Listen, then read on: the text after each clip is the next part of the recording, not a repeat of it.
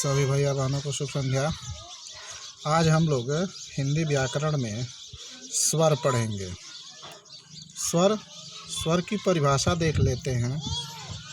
लिखा है, जिन वर्णों के उच्चारण में, ध्यान देंगे, जिन वर्णों के उच्चारण में मुख से निकलने वाली वायु बिना किसी रुकावट के बाहर आती है उन्हें स्वर कहते हैं।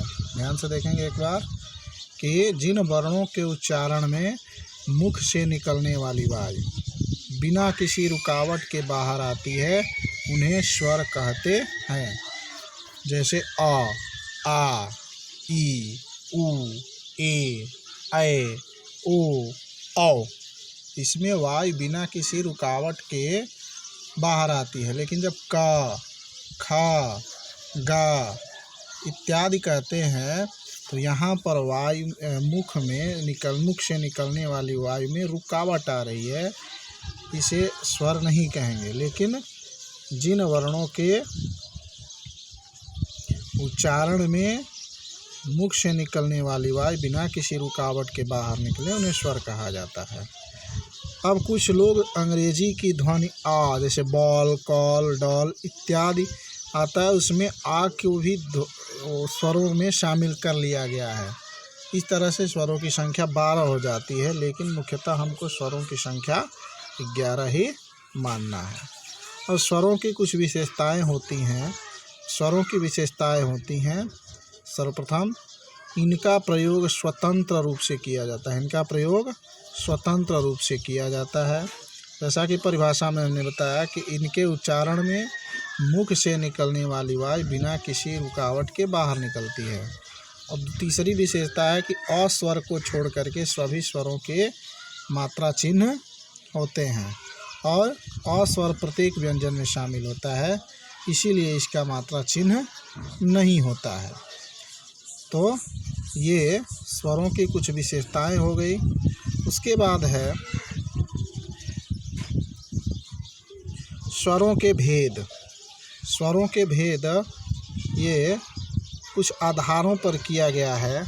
जैसे सप्तम के भैया बहनों के लिए भी ये जानना जरूरी है और अष्टम के भैया बहनों के सिलेबस में है ही। हिंदी के स्वरों को 5 आधारों पर बांटा गया है। हिंदी के जो स्वर होते हैं उनको 5 आधारों पर बांटा गया है। पहला आधार है उच्चारण करते समय जीभ का कौन सा भाग उच्चारण में भाग लेता है। यदि हम स्वरों का उच्चारण करते हैं, जैसे अ, आ, छोटी इत्यादि बोलते हैं, स्वरों को उच्चारण करते हैं स्वरों का, तो उस समय जीभ का कौन सा भाग उच्चारण में भाग लेता है। दूसरा, उच्चारण करते समय मुख किस भाग में खुलता या बंद रहता है, इस आधार पर भी स्वरों को बांटा गया है। तीसरा आधार है कि उच्चारण करते समय ओठों की आकृति कैसी होती है। और चौथा, उच्चारण में समय कितना लगता है और उच्चारण का स्थान कौन सा है। इन 5 आधारों पर स्वरों को विभाजित किया गया है। सबसे पहला आधार हमने बताया कि जीभ का कौन सा भाग उच्चारण में भाग लेता है। तो यहाँ पर दिया गया कुछ स्वरों के उच्चारण में जीभ का अगला भाग, ध्यान देंगे, जीभ का अगला भाग ऊपर नीचे उठता है। ऐसे स्वरों को अग्रस्वर कहा जाता है। जैसे ई, ए, ऐ, इनका उच्चारण करते हैं तो जीभ का अगला भाग, ध्यान दीजिए, जीभ का यदि भाग देखें, अगला, पिछला और मध्य 3 भाग होते हैं, तो इसमें जीभ का अगला भाग उच्चारण में भाग लेता है। इन स्वरों को अग्रस्वर कहा जाता है। किस आधार पर? इस आधार पर कि जीभ का कौन सा भाग उच्चारण में भाग लेता है। दूसरा है, कुछ स्वरों के उच्चारण में जीभ का पिछला भाग उठता है। इन स्वरों को पश्च स्वर कहते हैं। इनकी संख्या है 5। जैसे उ, आ, ओ, औ। जैसे आगत ध्वनि की बात हुई थी पीछे, अंग्रेजी में जो आ है उनको भी स्वरों में गिन लिया जाए तो ये भी स्वर में पश्च स्वरों में ही आएगा। कुछ स्वरों के उच्चारण में जीभ के बीच का भाग थोड़ा सा ऊपर उठता है और ऐसे स्वरों को मध्य स्वर कहते हैं, जिनका केवल अ ही मध्य स्वर है। ध्यान देंगे तो ये 4 स्वर ये छोटी बड़ी ए ये हो गए आपके अग्रस्वर। 5 स्वर ऊ बड़ा ऊ आ ओ औ, ये पश्च स्वर, और अ ये हो जाता है आपका मध्य स्वर।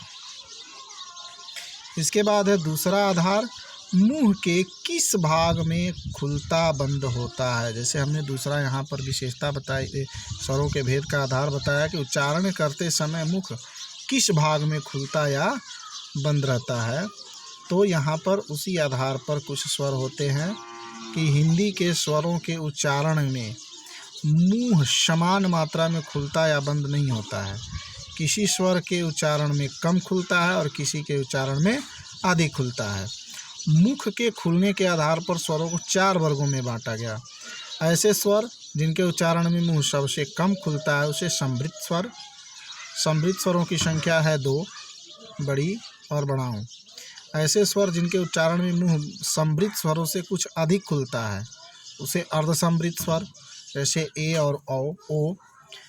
कुछ ऐसे स्वर होते हैं जो बहुत अधिक खुलता है उसे विवृत स्वर, और कुछ ऐसे स्वर होते हैं कि जिनके उच्चारण में विवृत स्वरों से कम और अर्धसमृद्ध से थोड़ा अधिक खुलता है, अतः उसे अर्धविवृत स्वर कहा जाता है। उसके बाद अगला आधार है कि ओंठों की आकृति कैसी होती है। यदि हम उच्चारण करते हैं तो स्वरों को उच्चारित करने में ओंठ की आकृति क्या होती है उस आधार पर बांटा गया है। तो ऐसे स्वर जिनके उच्चारण में ओंठों का आकार गोल हो जाता है उसे वृत्ताकार स्वर कहते हैं। जैसे ऊ, ओंठ का आकार गोल हो जा रहा है, ओ, औ, उन्हें हम वृत्ताकार स्वर कहते हैं। कुछ ऐसे स्वर होते हैं जिनका उच्चारण गोल न होकर के फैला सा रहता है उसे अवृत्ताकार स्वर कहते हैं। जैसे अ, आ, ई, ए, इन स्वरों को अवृत्ताकार स्वर कहा जाता है। तो ये 2 तरह के स्वर हो गए मुंह के खुलने के आधार पर, वृत्ताकार और अवृत्ताकार।